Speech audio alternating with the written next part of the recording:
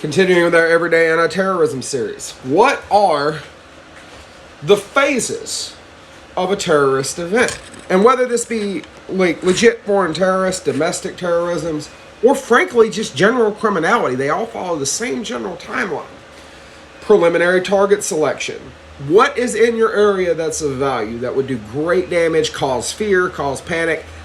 All of those are going to be your initially selected targets. Then those will be placed under surveillance. That might be a ride by every once in a while, ride around, look up, hey, I see somebody there, pull and ask for directions. What are they really doing, right?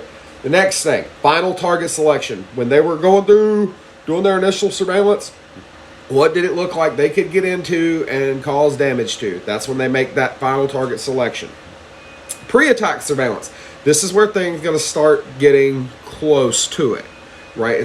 People are going to start moving into the area, right? Kind of like looking closer. This right here is where you're most likely to interdict it. And for you security guys out there, law enforcement guys out there, even fire and rescue that might get a call to an area like this, this is where you start to notice things, because people are where they shouldn't be at this point. While the pre-attack surveillance is going on, planning is taking place, meaning people are talking. The next opportunity to interdict a terrorist activity, or a criminal activity for that matter, is during the rehearsals.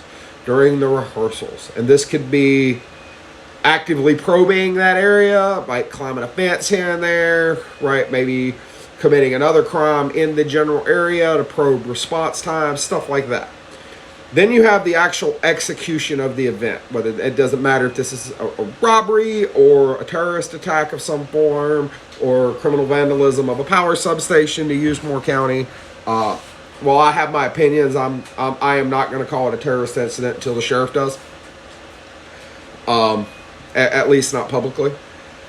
And then finally, escape and exploitation. And this right here is the phase that makes me think that the incident in Moore County involved more than one people. Because if you have one person out that has to do what they're doing, then get back to a vehicle and then get out, that's never going to be as simple as keeping someone in there so you can have the vehicle run and do what you're going to do. And as soon as you get back in the vehicle, you're rolling.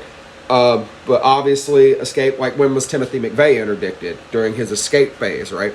So escape is a good opportunity for capture and interdiction. It really wouldn't be interdiction at that point, it'd be capture. And then the exploitation phase of it, which that's when you see people taking credit on social media or taking credit elsewhere, or just running their mouth about it, trying to take advantage of the fear that it caused to kind of pump themselves up and further scare people and all. So those are your phases of a criminal or terrorist event, and when you can interdict these kind of things, hopefully before they happen.